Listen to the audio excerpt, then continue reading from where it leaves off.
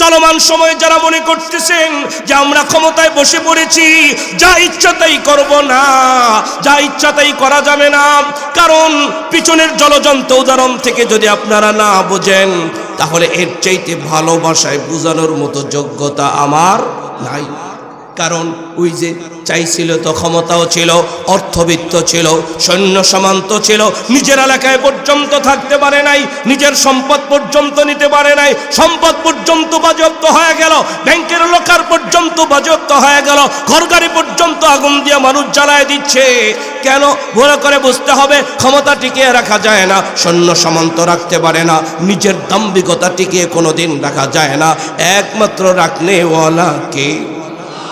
কুরআনুল কারীম খুলে দেখেন, আল্লাহ বলেন, কুলিল্লাহুম্মা মালিকাল মুলকি তুতিল মুলকা মান তাশা ওয়া তুইজ্জু মান তাশা ওয়া তুযিল্লু মান তাশা বিয়াদিকাল খায়র ইন্নাকা আলা কুল্লি শাইইন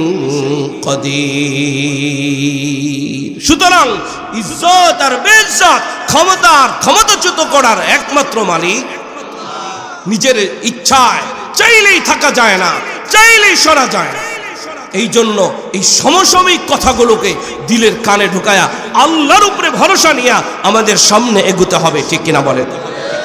কারণ যখন একটার পর একটা অপরাধ শুরু করে দিল, গুম খুন শুরু করে দিল, তৎকালীন সময়কার কিছু আলেম ওলামা, বনি ইসরায়েলের যুগের কিছু আলেম ওলামা কারণকে উদ্দেশ্য করে সতর্ক করেছিল, কারণ রে তরে আমরা সতর্ক বাণী দিচ্ছি, আল্লাহ ছাড় দেয়, ছেড়ে দেয় না, ঠিক কিনা বলেন?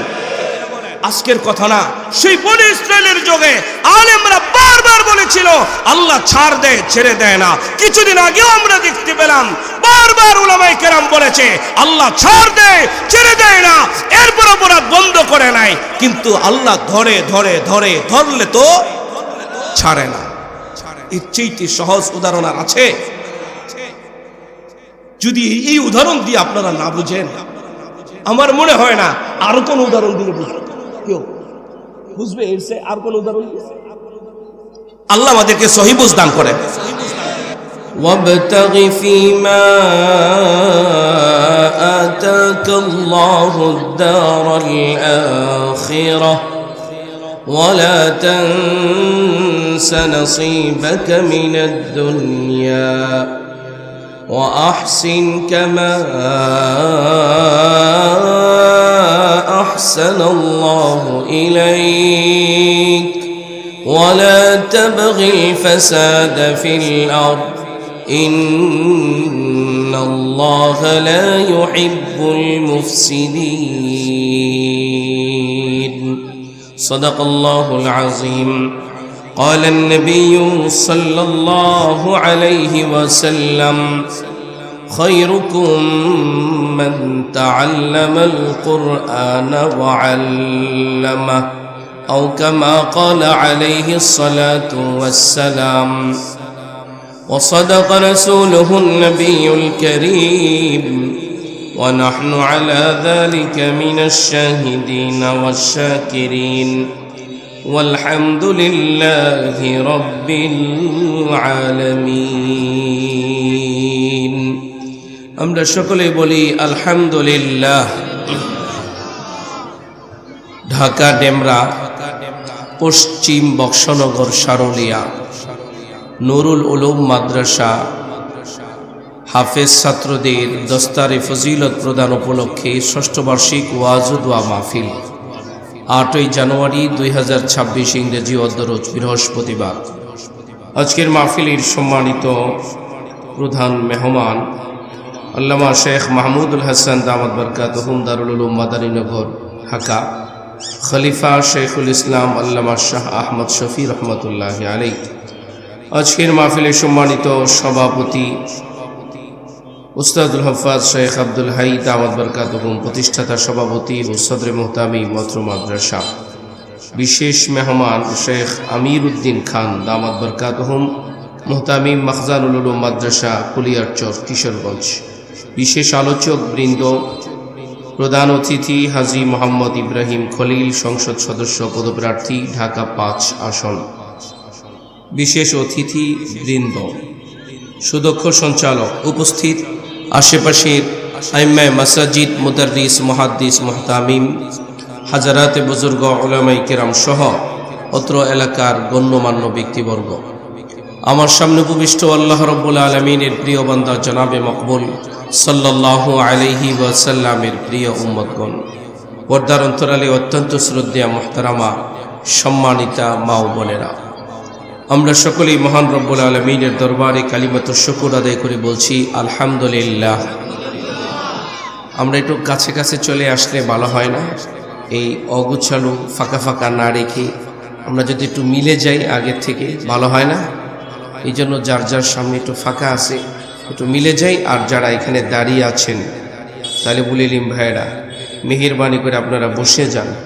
আর ভলান্টিয়ার ভাইয়েরা যারা গেটের মধ্যে আছেন, যারা বাহিরে দাঁড়িয়ে আছে তাদেরকে ভিতরে বসিয়ে দিলে ভালো হয়। পিছন পর্যন্ত কি মাইকের আওয়াজ যায়? ওই যে পিছনে, তাহলে একটু আগায় যান মেহেরবানি করে, একটু কাছাকাছি চলে আসেন। আমি আপনাদের সামনে কোরআনুল কারীমের 20 নম্বর পারার সূরাতুল কসস এর 77 নম্বর আয়াত থেকে আপনাদের সামনে তেলাওয়াত করছি। পারা নম্বর 20, সূরার নাম সূরাতুল কসস, আয়াত নম্বর 77। এই আয়াতকে সামনে রেখেই আপনাদের সামনে কিছু কথা, কিছু আলোচনা পেশ করা। এই আয়াতের মধ্যে আল্লাহ রাব্বুল আলামিন 4টা বিষয়ের আলোচনা করেছেন। বলেন কয়টা? 4টা। আঙ্গুল দেখান তো একটু কষ্ট করে, তাহলে আমি বুঝবো যে আপনারা আসলে আমার কথা শুনতেছেন। কয়টা? 4টা বিষয়ের আলোচনা করছেন। আল্লাহ রাব্বুল আলামিন বলেন, ওয়াবতাগি ফীমা আতাকাল্লাহুদ দারাল আখিরাহ। আল্লাহ রাব্বুল আলামিন বলেন, ওয়াবতাগি, তুমি তালাশ করো, তুমি খোঁজো, তুমি অন্বেষণ করো, ফীমা আতাকাল্লাহ, আল্লাহ তাআলা তোমাকে যা কিছু দিয়েছেন তা দিয়ে। আল্লাহ যা দিছেন তা দিয়ে আমাদেরকে তালাশ করতে বলছেন, নাকি অন্য জায়গা থেকে কোনো কিছু আইনা? আল্লাহ যা দিছেন তা দিয়ে। কি তালাশ করতে বললেন, কি খুঁজতে বললেন? আল্লাহ বলেন, আদ-দারুল আখিরাহ, আখিরাতের বাড়ি, দারমানি বাড়ি, আখিরাতের, তাহলে আখিরাতের বাড়ি আল্লাহ তাআলা আমাদেরকে তালাশ করতে বলছেন। আল্লাহ তাআলা আমাদেরকে যা দিয়েছেন তা দিয়ে। প্রথম কথা হলো, আমাদের আখিরাতে বাড়ি দরকার আছে কিনা? সবার, ছোট বড়, বুড়া কড়া, উঁচু নিচু, সবার আমাদের আখিরাতের বাড়ি দরকার, ঠিক? তো আল্লাহ তাআলা আমাদেরকে সম্পদ দিয়েছেন, তো আল্লাহ যেন বলেন, গোলাম তোরে সম্পদ দিলাম, তুই সম্পদ দিয়ে আখিরাতে বাড়ি বানা। ক্ষমতা দিলাম, তো ক্ষমতা দিয়ে আখিরাতে বাড়ি বানা। কিন্তু আমরা সম্পদ আর ক্ষমতা পাইয়া আমরা আখিরাতে বাড়ি না বানাইয়া, কেউ লন্ডনে বানায়, কেউ যুক্তরাজ্যে বানায়, কেউ আমেরিকাতে বানায়, কেউ সিঙ্গাপুরে বানায়, কেউ বেগমপাড়াও বানায়, ঠিক কিনা বলেন? এই হলো হালত। তাহলে 1 নম্বর কথা। কয় নম্বর?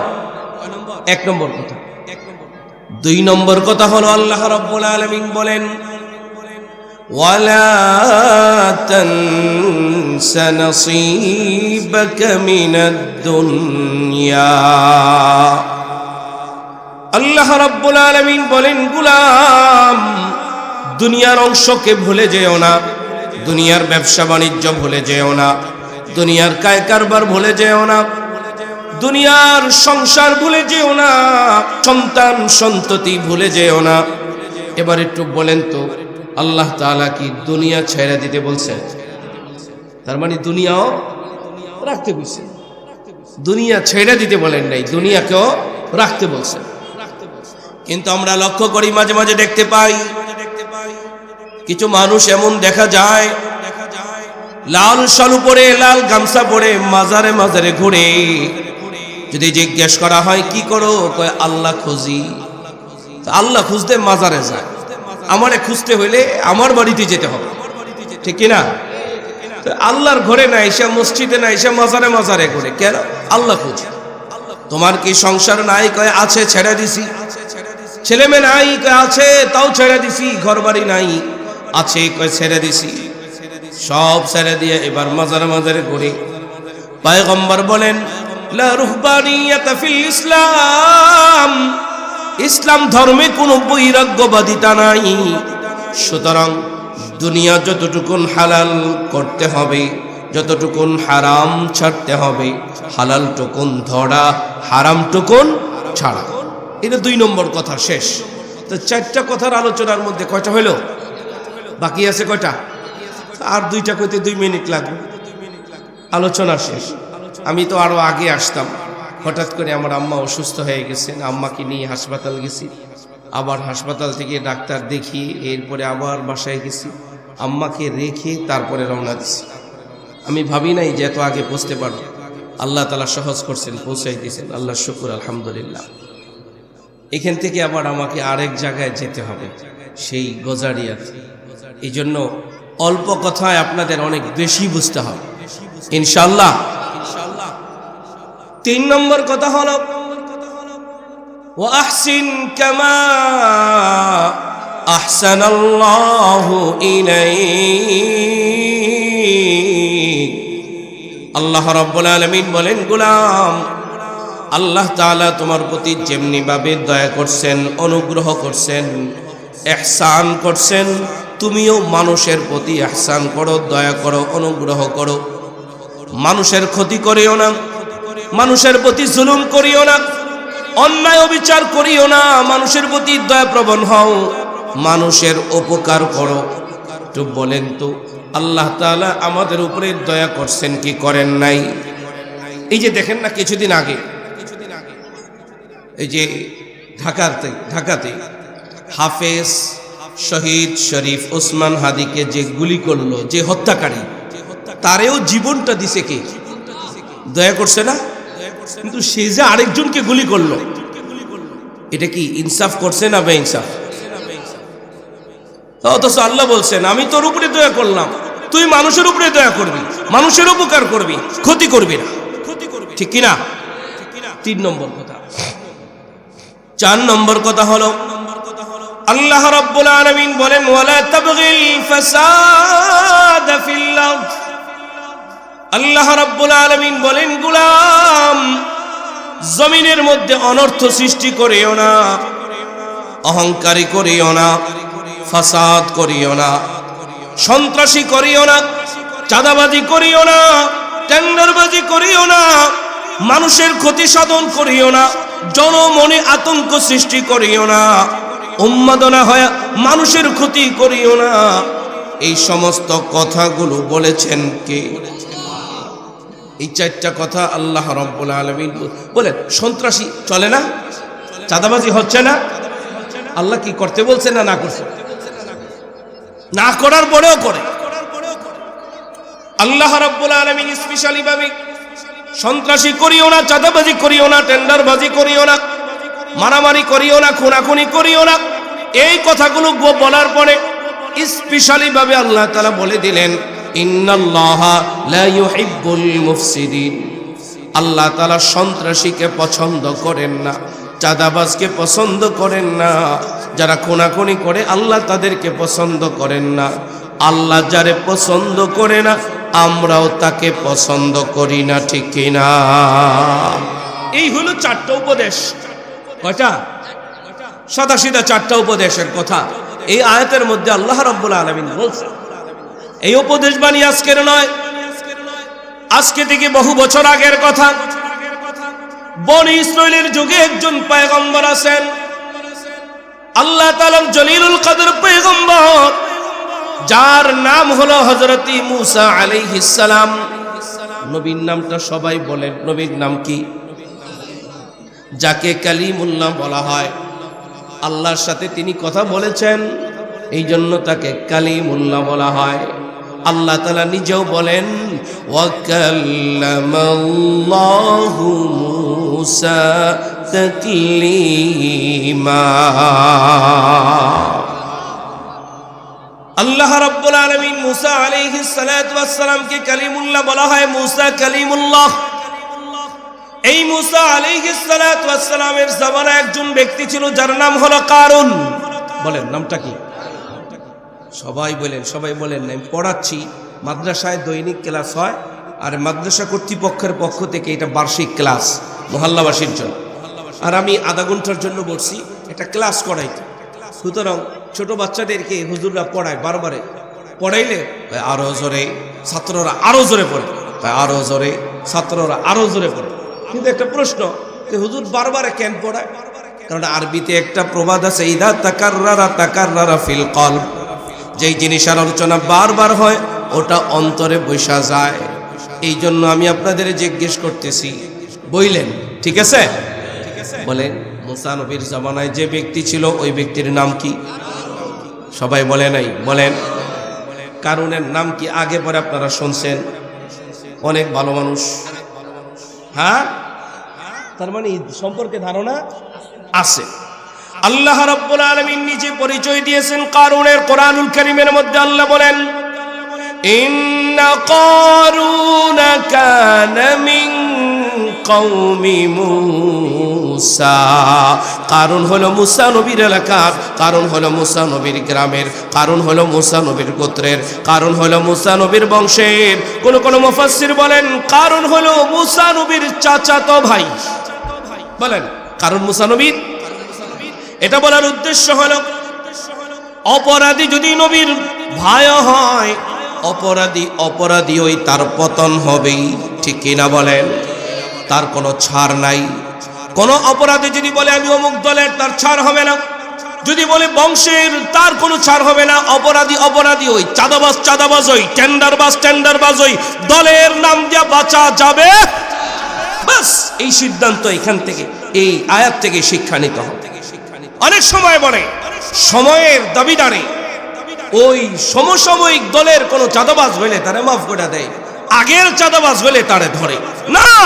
আগের যারা চাঁদাবাজ তারা অপরাধী, এই সময়ও যারা চাঁদাবাজি করবে তারা অপরাধী, ঠিক কিনা বলেন? নবীর চাচাতো ভাইয়েরও কোনো ক্ষমা যদি সে অপরাধী হয়। এই কারণ আগে মোটামুটি ভালোই ছিল।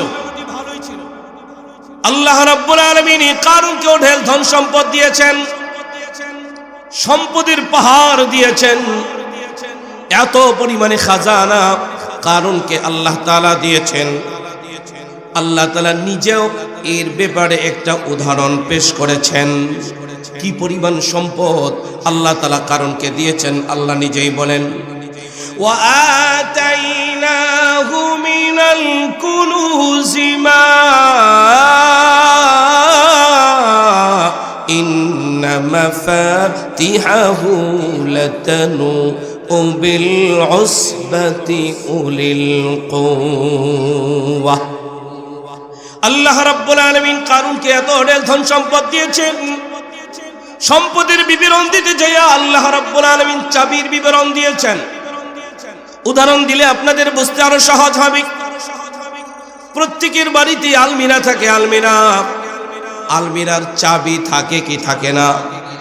আলমিরার মধ্যে গুরুত্বপূর্ণ জিনিস সম্পদ রেখে রেখে আবার তালা মারা হয়, ওই তালার একটা চাবি আছে না? আল্লাহ রাব্বুল আলামিন কারুনকে এত পরিমাণ আলমিরা ভর্তি অগণিত ধনভাণ্ডার দিয়েছেন যে আলমারি ভর্তি এত পরিমাণে যে ওই আলমিরার চাবিগুলো বহন করবার জন্য একজন আর দুইজন নয়, একদল শক্তিশালী পুরুষ মানুষ লাগতো। একদল, এক গ্রুপ। তাহলে এবার একটু বলেন তো, চাবি বহন করার জন্য যদি একদল পুরুষ মানুষ লাগে তাহলে চাবি বেশি না কম? চাবি যদি এত হয়, ওই চাবি আলমারি কি পরিমাণ, ঠিক কিনা? আর যদি বলেন আমরা আলমিরা দিয়ে বুঝি না, আমাদেরকে ব্যাংকের হিসাব দিয়ে বুঝান। ব্যাংকের হিসাব দিয়ে বুঝাইতে গেলে আর একটা উদাহরণ দেই। কিছুদিন আগে যে একটা পত্রিকায় খবর ছাপলো, কার যেন ব্যাংকের লকারের মধ্যে 832 ভরি স্বর্ণ। কি ধরা পড়ে নাই? হ্যাঁ ধরা পড়ছে। এই খবর মোটামুটি আপনাদের কাছে আছে। আবার ওদিক থেকে আবার রিটার্ন কথা হলো, যে চাবি আমার কাছে, আমার লকার খুললো কেন? তার মানে আমি বুঝাইতে চাইলাম এই লকারের একটা চাবি আছে। আল্লাহ রাব্বুল আলামিন কারুনকে এত পরিমাণে লকার দিয়েছেন, ওই লকারের এত চাবি, এত পরিমাণে লকার, প্রত্যেকটা লকারের একটা করে চাবি যদি হয়, এত চাবি আল্লাহ তাআলা দিয়েছেন যে ওই চাবি বহন করবার জন্যে কারুনকে একদল শক্তিশালী পুরুষ মানুষ লাগতো। এবার একটু বলেন তো, ব্যাংক ব্যালেন্স বেশি ছিল না কম? লক্ষ্য করে দেখবেন সমাজের মধ্যে যখন মানুষের ধনাঢ্যতা বেড়ে যায়, অর্থ সম্পদ বেড়ে যায়, মানুষের মধ্যে অহংকার বেড়ে যায়, ঠিক কিনা? অর্থ বেড়ে গেলে এবার তার মনের মধ্যে স্পৃহা জাগে, সমাজে যেন আমাকে সালিশির মধ্যে রাখি, সালিশিতে থাকতে চায়, বিচার আচার বিচারে থাকতে চায়। কি বাস্তব না বাস্তব? টাকার জোরে হইলেও বিচারে বসতে চায়, একটুরি ভাব নেতা নেতা ভাব ধরতে চায়। সম্পদ যখন বেড়ে যায় তখন তার মনের মধ্যে আসে, আমি যদি মেম্বার হতে পারতাম, আমি যদি চেয়ারম্যান হতে পারতাম, আমি যদি কাউন্সিলর হতে পারতাম, আমি যদি এমপি হতে পারতাম, আমি যদি মন্ত্রী হতে পারতাম, ঠিক কি না?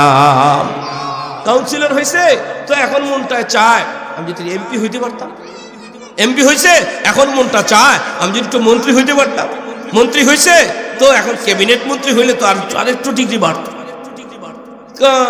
ক্যাবিনেট মন্ত্রী হয়েছে তো এখন একটু মনটা চায় যদি প্রধানমন্ত্রী হইতে পারতাম। তার মানে উপরে উপরে দোয়া করে, আল্লাহ তারে সুস্থ করে দাও। ভিতরের দোয়া হলো তাড়াতাড়ি মরে না কেন, তাড়াতাড়ি মরে না কেন? কারণ মেন যে থাকে সে না মরলে তো পরেরটায় যায় স্থান পাবে না। এই জন্য উপরের দোয়া একটা, ভিতরের দোয়া আর একটা। এটার একটা দৃষ্টান্ত আমি খুঁজে পেলাম কিছুদিন আগে। দেখতে পেলাম এশার নামাজ নাই, ফজরের নামাজ নাই, চৌরাস্তার মাঝখানে কাপড় দিয়া সামিয়ানা টানায়া তাহাজ্জুদের নামাজ পড়া দলের প্রধানের জন্য দোয়া করে। এর মানে কি? এর মানে হইল তাড়াতাড়ি মরুক, মরলে আমগো আরেক নেতা আগে যাইব, আমি আর একটু আগে সিরিয়াল পাবো, ঠিক কিনা বলেন? এটা একটা উদাহরণ দিলাম আর কি, অল্প কথায় বেশি বুঝবার জন্য উদাহরণটা দিলাম। জলজন্ত উদাহরণ সামনে থাকার পরেও নতুন করে উদাহরণ দিয়ে বোঝানোর কোনো ভাষা আমার কাছে নাই। ঠিক তেমনি ভাবি কারণের যখন সহায় সম্পদ বেড়ে গেল, সম্পদের লোভটাও বেড়ে গেল, অহংকারও বেড়ে গেল। আল্লাহ রাব্বুল আলামিন কারুনকে যেমন সম্পদ দিয়েছেন ক্ষমতাও দিলেন। ক্ষমতা পাওয়ার পরে মাঝে মাঝে লক্ষ্য করে দেখবেন, ক্ষমতা পাওয়ার পরে মানুষ মাঝে মাঝে পল্টি মারে, ঠিক কিনা? সমাজের মধ্যে ভোটের আগে ঘোষণা দেয়, আমারে ভোট দিলে রাস্তা করে দিব, আমারে ভোট দিলে ঘরে ঘরে আমি চাকরি দিব, ঠিক কিনা? এই যে কিছুদিন আগেও আমরা দেখতে পেয়েছিলাম, ক্ষমতা যাওয়ার আগে বলেছিল আমরা মদিনার সনদে রাষ্ট্র চালাবো, কিন্তু আমরা দেখতে পেলাম যখনই ক্ষমতায় গেল, যে ব্যক্তি মদিনার কথা বলে তাকেই ধরে ধরে জেলখানায় ভরত, ঠিক কিনা? উল্টা পাওয়ার পরে পল্টি মারে। এটা শুধুমাত্র ও যুগে না, এ যুগেও চলছে। সামনে যে মারবে না বিষয়টা এমনটা না, সামনেও মারবে। ভোট পাওয়ার আগে একরকম কথা, ভোটের পরে আরেক রকম কথা। সমসাময়িক তাফসিল ঘোষণা হয়ে গেছে। কিছুদিন পরেই নির্বাচন। গত পরশুদিন ঢাকাতে আগরগাঁয়ে মিটিং হয়েছে, সেই মিটিং আমি ছিলাম। পরিস্থিতিকে সামনে রেখে আয়াত আমি আপনাদের সামনে ব্যক্ত করতেছি, পরিস্থিতিকে সামনে রেখে। কারণ এই কথা যদি আপনাদেরকে না জানাই, আল্লাহর কাছে আদালতে আমাদের কাছে যে মাইক এসেছে আমরা যে বলি নাই, এই কারণে আল্লাহর কাছে আমাদের জবাবদিহিতা করতে, অন্তত পক্ষে নিজেকে বাঁচানোর জন্য হলেও আপনাদের কান পর্যন্ত পৌঁছবার জন্য কথাটা বলা। আর আল্লাহর কাছে দোয়া করি, আল্লাহ আপনি বান্দার দিলে কথা ঢুকায় দিন। সহায় সম্পদ যখন বেড়ে যায়, অহংকার বেড়ে যায়, ক্ষমতা যখন বেড়ে যায়, মানুষ পল্টিবাজির অভ্যাস করে যায়। ভোট পাওয়ার আগে বলে এটা করব সেটা করব, কৃষকের সাথে দেখা করি, মুদি দোকানদারের সাথে দেখা করি। যে মাছ বিক্রি করে, মাছ সারাদিন মাছ বিক্রি করলে মাছের পানি ছিটা লাগলে দেহের মধ্যে কিছু মাছের গন্ধ কয় কি কয় না? ওই সময়ও যায় দেখা করে, মুসাফা করে, কোলাকুলি করে, কোনো দুর্গন্ধ কয় না। চেয়ারে যখন বসে যায়, মাছ বিক্রেতা বেচারার কোনো একটা প্রয়োজন, অফিসে যায়, ওই কে আইসে রে, দুর্গন্ধ শুরু হয়েছে, ওরে গেটের বাইরে থাকতে কয়, এখন গন্ধ কয়। নির্বাচনের আগে আর কোনো গন্ধ কয় না, তখন সবাই একসাথে। কিন্তু নির্বাচনের পরে এবার বন্ধ চেয়ারে যখন বসে যায় হয় কি হয় না? কোরআনুল কারীম খুলে দেখেন, কারুনের যখন সম্পদ বেড়ে গেল, কারুনের যখন ক্ষমতা বেড়ে গেল, কারুন ঠিক একই অবস্থা করেছে। আল্লাহ তাআলা বলেন, ইন্না কারুনা কানা মিন কওমি মূসা ফাবাগা আলাইহিম। কারুন ক্ষমতা পাওয়ার পরে, কারণ সম্পদ পাওয়ার পরে এবার পল্টি মারল, মুসা নবীকে কষ্ট দিয়েছে, মুসা নবীর এলাকার মানুষকে কষ্ট দিয়েছে। আপনাদের ঘটনা জানা আছে, মুসা নবীকে অপমানিত করবার জন্য একজন জিনাকারিনী নারীকে পর্যন্ত টাকার বিনিময় ঠিক করেছিল, ঠিক কিনা বলেন? কারণ তখন গুম শুরু করে দিল, খুন শুরু করে দিল, মানুষের উপরে জুলুম করা শুরু করে দিল একটার পর একটা। পিছনে যে কথাটা বলতেছিলাম, সমাজের যে মানুষটা ধনী হয়, ধনী মানুষের কাছে সমাজের স্বভাবতভাবে দরিদ্র মানুষগুলো ধনী মানুষের কাছে যায়, ধনী মানুষের কাছে যায় কিছু আশা করে, কি করে না? ঠিক তেমনি ভাবে তৎকালীন সময় একজন দরিদ্র মানুষ কারুনের কাছে এসে বলে, ও কারুন ভাই, আমারে কিছু দেন, আল্লাহ তাআলা আপনারে অনেক দিছে, সুতরাং আপনি যদি আমারে কিছু দেন, আমি আমার মেয়েটাকে কোনোরকম ভাবে সাজিয়ে গুছিয়ে একটু বিবাহ দিতে পারতাম। কারুনের কাছে যখন চাইছে, কারুন আমারে কিছু দাও, আল্লাহ তোমারে অনেক দিছে। কারুন জবাব দিয়া বলে, সেই জবাবটাও আল্লাহ তাআলা কোরআনুল কারীমে কোট করে দিয়েছেন। কারুন জবাব দিয়ে বলে, ক্বালা ইন্নামা উতীতুহু আলা ইলমিন ইনদি। কারণ জবাব দিয়ে বলে, এই সহায় সম্পদ এগুলো আমারে আল্লাহ দেয় নাই, বলেন নাউজুবিল্লাহ। এই সহায় সম্পদ আমি আমার বিদ্যা বুদ্ধি দিয়া, আমি আমার যোগ্যতা দিয়ে অর্জন করেছি, আমি তোমারে দিব না। একটু দিল থেকে জবান খুলে বলেন তো, সম্পদ দেওয়ার মালিক কে? আবার চিনায়াও নিতে পারে কে? আমি তো কিছুদিন আগে আপনাদের এই তালতলা কেন্দ্রীয় জামে মসজিদে দীর্ঘ সময় প্রায় 2 বছর এখানে ইমাম খতিব ছিলাম। এখানে আসার আগে আমি বড়াবো কেন্দ্রীয় মসজিদে ছিলাম। সেই এলাকায় একজন লাখপতি কোটিপতি আমি আমার স্বচক্ষে দেখেছি। এই কোটিপতিকে এক সময় দেখছি কত দাম্ভিকতার সাথে চলে, আবার ঠিক ওই কোটিপতিকে মসজিদের সামনে ভিক্ষার ঝুলি নিয়ে বসে থাকতে দেখেছি। সকালবেলার ধনের তুই ফকির, সন্ধ্যাবেলা যিনি দিতে পারেন তিনি নিতেও পারেন, তিনি কে? কারণ এই কথা বলে ফেলল। কারণকে এবার বলে, এই ক্ষমতা তো তোমার আল্লাহ দিছে, কই না, এই ক্ষমতা আমার আল্লাহ দেয় নাই, এই ক্ষমতা আমি আমার যোগ্যতা বলি, আমার বিদ্যা বুদ্ধির বলে এই ক্ষমতা আমি অর্জন করেছি, ক্ষমতা থেকে আমি নামবো না, সম্পদও তোমারে দিব না, আমি ক্ষমতাও ছাড়বো না। কয় আমি আমার বিদ্যা বুদ্ধি দিয়া এই ক্ষমতা অর্জন করেছি, চাইলেই তোমরা চাইলে আমি ক্ষমতা ছেড়ে দিব, এত সোজা না। এই কথা যখন বলে ফেলছে, ক্ষমতা চাইলেই আমি ছাড়বো না, তোমরা তোমারে ভোট দেয়া আমারে ক্ষমতায় বসাও নাও, আমি আমার যোগ্যতা বলে, আমি আমার প্রশাসন ব্যবহার করে দিনের ভোট রাতের বেলায় চুরি করা, এরপরে ক্ষমতায় বসছি, চাইলেই আমি ক্ষমতা ছাড়বো না। দিল থেকে জবান খোলা বলেন তো, ক্ষমতা দেনেওয়ালাকে, আবার ক্ষমতা থেকে নামানেওয়ালাকে।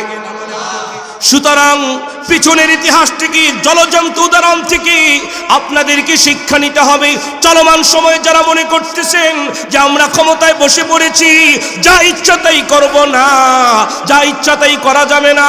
কারণ পিছনের জলজন্ত উদাহরণ থেকে যদি আপনারা না বোঝেন, তাহলে এর চাইতে ভালোবাসায় বোঝানোর মতো যোগ্যতা আমার নাই। কারণ ওই যে চাইছিল তো ক্ষমতাও ছিল, অর্থবিত্ত ছিল, সৈন্য সামন্ত ছিল, নিজের এলাকায় পর্যন্ত থাকতে পারে নাই, নিজের সম্পদ পর্যন্ত নিতে পারে নাই, সম্পদ পর্যন্ত বাজেয়াপ্ত হয়ে গেল, ব্যাংকের লকার পর্যন্ত বাজেয়াপ্ত হয়ে গেল, ঘরগাড়ি পর্যন্ত আগুন দিয়ে মানুষ জ্বালায় দিচ্ছে। কেন? ভালো করে বুঝতে হবে, ক্ষমতা টিকিয়ে রাখা যায় না, সৈন্য সামন্ত রাখতে পারে না, নিজের দাম্ভিকতা টিকিয়ে কোনোদিন রাখা যায় না, একমাত্র রাখনেওয়ালা কে? কোরআনুল কারীম খুলে দেখেন, আল্লাহ বলেন কুলিল্লাহুম্মা মালিকাল মুলকি তুতিল মুলকা মান তাশা ওয়া তুইজ্জু মান তাশা ওয়া তুযিল্লু মান তাশা বিয়াদিকাল খায়র ইন্নাকা আলা কুল্লি শাইইন কাদির। সুতরাং ইজ্জত আর বেইজ্জত, ক্ষমতাচ্যুত করার একমাত্র মালিক নিজের ইচ্ছায় চাইলেই থাকা যায় না, চাইলেই সরা যায় না। এই জন্য এই সমসাময়িক কথাগুলোকে দিলের কানে ঢুকায়া আল্লাহর উপরে ভরসা নিয়ে আমাদের সামনে এগোতে হবে, ঠিক কিনা বলেন? কারণ যখন একটার পর একটা অপরাধ শুরু করে দিল, গুম খুন শুরু করে দিল, এই যুবক ভাইরা তোমরা যারা দাঁড়িয়ে আছো তোমাদের জন্য বসার জায়গা আছে, প্লিজ তাড়াতাড়ি বসে যাও। যখন একটার পর একটা অপরাধ শুরু করে দিল, তৎকালীন সময়কার কিছু আলেম ওলামা, বনি ইসরায়েলের যুগের কিছু আলেম ওলামা কারুনকে উদ্দেশ্য করে সতর্ক করেছিল, কারুন রে তরে আমরা সতর্কবাণী দিচ্ছি, আল্লাহ ছাড় দেয় ছেড়ে দেয় না, ঠিক কিনা বলেন? আজকের কথা না, সেই বনি ইসরায়েলের যুগে আলেমরা বারবার বলেছিল আল্লাহ ছাড় দেয় ছেড়ে দেয় না। কিছুদিন আগেও আমরা দেখতে পেলাম বারবার উলামায়ে কেরাম বলেছে আল্লাহ ছাড় দেয় ছেড়ে দেয় না, এরপর অপরাধ বন্ধ করে নাই, কিন্তু আল্লাহ ধরলে তো ছাড়ে না। এর চেয়ে সহজ উদাহরণ আর আছে? যদি এই উদাহরণ দিয়ে আপনারা না বুঝেন, আমার মনে হয় না আরো কোন উদাহরণ দিলে বুঝবে। এর চেয়ে আর কোন উদাহরণ? আল্লাহ আমাদেরকে সহিহ বুঝ দান করেন।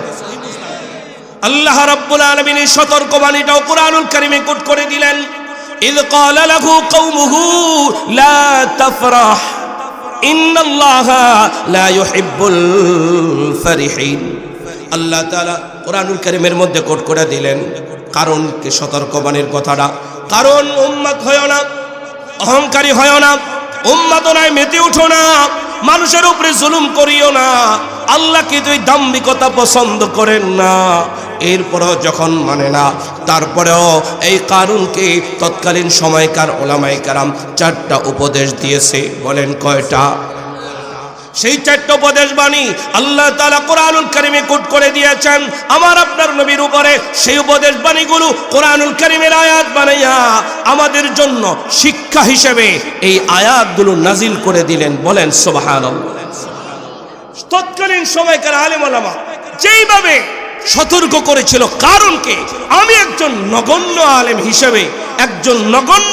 হিসেবে যেহেতু একটা মাইক, একটা স্পেস, একটা সামাজিকতার ভিত্তিতে একটা অবস্থান, কথা বলার সুযোগ পেয়েছি, আমি এই সমাজবাসীকে, এই মহল্লাবাসীকে মাইকের আওয়াজ যতদূর যাচ্ছে অথবা আপনাদের মুখ থেকে, আপনাদের জবান থেকে পরবর্তীতে সকলের মাঝে এই সতর্কবাণী পৌঁছে দিচ্ছি, দাম্ভিকতা বন্ধ করতে হবে, অহংকার বন্ধ করতে হবে, চাঁদাবাজি করা যাবে না, টেন্ডারবাজি করা যাবে না, মারামারি করা যাবে না, ঠিক কিনা বলেন?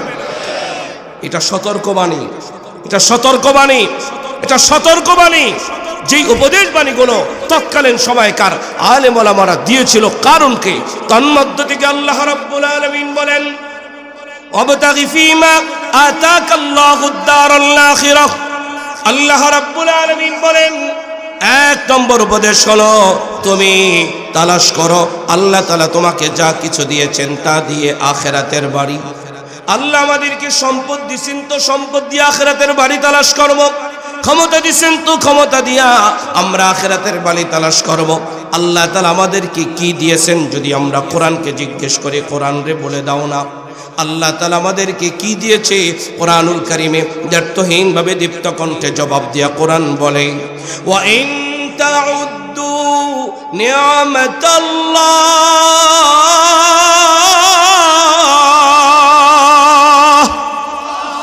কোরআনুল কারীম জবাব দিয়া বলে, যদি তোমরা আল্লাহর নিয়ামত একটা একটা করে গুনতে থাকো, লা তুহসুহা।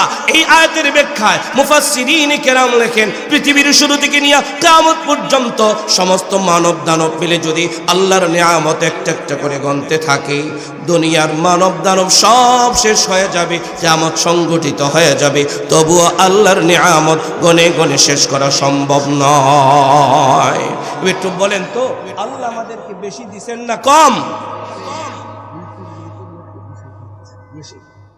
তাহলে আল্লাহ তাআলা এত দিলেন, আসমান জমিন নিয়ামত, চন্দ্র সূর্য নিয়ামত, বৃক্ষ তরুলতা নিয়ামত, এই দুই চোখে যা দেখি আর যা দেখি না, এই সবগুলি নিয়ামত দেনেওয়ালা কে?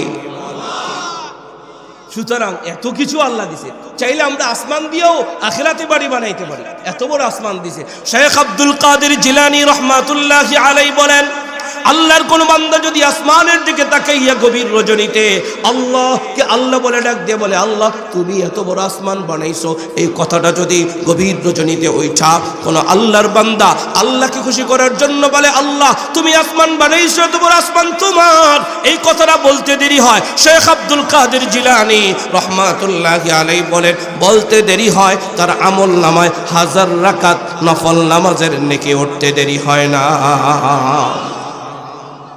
চাইলে জমিন দিয়ে আমরা আখিরাতে ঘর বানাইতে পারি, আখিরাতকে দামি বানাইতে পারি।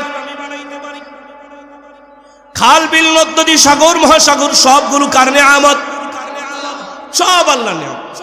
যদি এদিক থেকে ফিরে এসে আমরা আত্মীয়তার বন্ধনের দিকে চলে যাই, মা বাবা সন্তানের জন্য নিয়ামত, সন্তান মা বাবার জন্য নিয়ামত, ভাই বোনের জন্য নিয়ামত, বোন ভাইয়ের জন্য নিয়ামত, পড়শি পড়শির জন্য নিয়ামত, একে অপরের জন্য নিয়ামত, ইমাম মুসল্লির জন্য নিয়ামত, মুসল্লি ইমামের জন্য নিয়ামত, সরকার জনগণের জন্য নিয়ামত, জনগণ সরকারের জন্য নিয়ামত, এই মাদ্রাসার ছোট্ট ছোট্ট কচি কাঁচা মাসুম বাচ্চারা এই মহল্লাবাসীর জন্য নিয়ামত, ঠিক কিনা?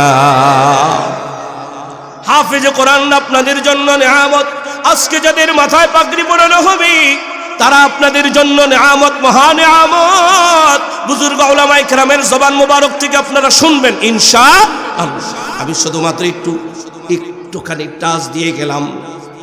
সেই সমস্ত কথাগুলোর মধ্যে থেকে একটা পয়েন্ট, মা বাবা সন্তানের জন্য নিয়ামত, সন্তান মা বাবার জন্য নিয়ামত, এই পয়েন্টটার উপরে আমি 5 মিনিট কথা বলবো ইনশাআল্লাহ। যদি এবার 3.5 হাত বডির দিকে চলে যাই, মাথা থেকে নিয়ে পায়ের পাতা পর্যন্ত সুন্দর বডি স্ট্রাকচার দেনেওয়ালা কে? উঠায়া জবানটা খুলে বলেন দেনেওয়ালা কে? আর জোরে বলি কে? মোটা দাগে আল্লাহ তাআলা 3টা কথা বলেছেন। আল্লাহ রাব্বুল আলামিন বলেন, ফি আইয়ি সূরাতিম মা শাআ রাক্কাবাক।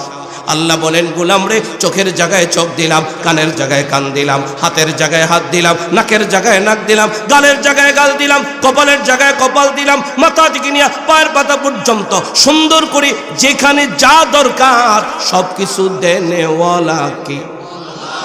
আল্লাহ যদি চাইতেন নাকটা একটু বাঁকা করে দিতে পারতেন কি পারতেন না? কারো কারো নাকের ভিতরের গোশত একটুখানি বাঁকা, ফলে সারা জীবন ঠান্ডায় মরে, ঠিক না? আল্লাহ যদি চাইতেন আমার নাকটারে বাঁকা করে দিতে পারতেন, দেন নাই। সুন্দর করে বডি স্ট্রাকচার সাজানেওয়ালা কে? তাহলে যে আমার এত সুন্দর বডি স্ট্রাকচার দিছেন আমি তারে মারি, ঠিক? এই কথায় একমত? আরেকটা কথা মনে পড়ছে, মাঝখানে কথাটা মনে ছুটে গেছিল, সেই কথাটা এই জায়গায় বলে দেই। বেনামাজি যে কারুনের দলে সে, বলেন বেনামাজি যে কারুনের দলে সে, বলে মুখস্থ করেন, বেনামাজি যে কারুনের দলে। যদি আপনার বাবা বেনামাজি হয় কারুনের দলে, আপনার ভাই বেনামাজি হয় কারুনের দলে, আমার ভাই বেনামাজি হয় কারুনের দলে, আমার নেতা বেনামাজি হয় কারুনের দলে, আপনার নেতা বেনামাজি হয় কারুনের দলে, ঠিক না? আপনার এলাকার কমিশনার যদি বেনামাজি হয় কারুনের দলে, এমপি যদি বেনামাজি হয় কারুনের দলে, আমরা বেনামাজির দলে নাই, কারুনের দলে নাই। কে কে রাজি? পাক্কা পাক্কা? মুসানবীর দলে, কারুনের দলে নাই, ঠিক তো? ঠিক তো? আল্লাহ তাআলা আমাদেরকে কবুল করেন, বলেন আমিন। সুতরাং কারুনের দল তৈরি করে মাদ্রাসা না মুসানবীর দল তৈরি করে? বলেন, মাদ্রাসায় নামাজি বানায় না বেনামাজি? মুহাম্মদের দল তৈরি করে না আবু জাহালের দল তৈরি করে? আবু জাহাল সন্ত্রাস, ঠিক কিনা? আবু জাহাল সন্ত্রাস ছিল। সুতরাং আমরা আবু জাহালের দলে নাই, আমরা মুহাম্মদুর রাসূলুল্লাহর দলে। কে কে? ঠিক তো? আল্লাহ আমাদেরকে কবুল করেন। বাকি অল্প কথায় অনেক বেশি বুঝার তৌফিক দান করেন। কথাটা সমসাময়িক হিসেবে বলে গেলাম। মসজিদে আজান হবে, আজানের সময় মিছিল করবেন, কারুনের দল হয়া সন্ত্রাসী তো করবেই, ঠিক কিনা? যারা আল্লাহর সাথে গাদ্দারি করে, আল্লাহর আদেশের সাথে যারা গাদ্দারি করে, যারা সমাজের সাথে, মানুষের সাথে, গণমানুষের সাথে, মানবতার সাথে, তারা অবশ্যই গাদ্দারি করবে, কোনো সন্দেহ। সুতরাং বেনামাজির দলে থাকার কোনো দরকার নাই। বলে গেলাম, মাথাজার ব্যথাদার, আপনার কবরে আপনি যাবেন, আমার কবরে আমি যাব। আমি জানায় গেলাম মেসেঞ্জার হিসেবে, শুধুমাত্র আপনাদের কান পর্যন্ত পৌঁছে এলাম। আল্লাহ তুমি তোমার বান্দাদের দিল পর্যন্ত পৌঁছে। তাহলে আল্লাহ তাআলা আমাদেরকে যত নিয়ামত দিয়েছেন সবগুলো কার পক্ষ থেকে? দামি না বেদামি? 2 নম্বর, এই বডি স্ট্রাকচারের কথা বলতে গেলে মোটা দাগের 2 নম্বর কথা হলো, আল্লাহ বলেন ওয়ালাকাদ কাররামনা বানি আদম। আল্লাহ বলেন গোলাম রে, তোর সম্মানের মুকুটটা আমি পড়াইলাম। 3 নম্বর মোটা দাগের কথা হলো, আল্লাহ বলেন সূরাতুত তিনের মধ্যে বলেন ওয়াত-তিন ওয়াজ-যাইতুন ওয়া তুরি সিনিন ওয়া হাযাল বালাদিল আমিন। 3 ফলের কসম, যাইতুন ফলের কসম, সিনাই পর্বতের কসম, বালাদে আমিন, মক্কাতুল মুকাররমা, মদিনাতুল মুনাওয়ারা। 2 নগরীর কসম, 4টা কসম, পক্ষান্তরে 5টা কসম। মূল কথাটা বলতে যায় আল্লাহ বলেন, আল্লাহ রাব্বুল আলামিন বলেন এক শুধুমাত্র 1 তাকিদ আর 2 তাকিদ না, বলে লাম তাকিদ, কদ তাকিদ, জমা তাকিদ দিয়ে বলেন রে গোলাম, আমি তোরে সবচেয়ে সুন্দর করে বানাইলাম। সুতরাং যিনি আমার সুন্দর করে বানাইছেন আমরা তার কথা মানি। কারা কারা রাজি? কারা কারা রাজি? কারা কারা রাজি? আল্লাহ তাআলা আমাদের সবাইরে কবুল করেন, বলেন আমিন। আমরা সকলে বলি মারহাবা। আমাদের মাঝে হযরত চলে আসছেন, এখন পাগড়ি অনুষ্ঠান হবে ইনশাআল্লাহ।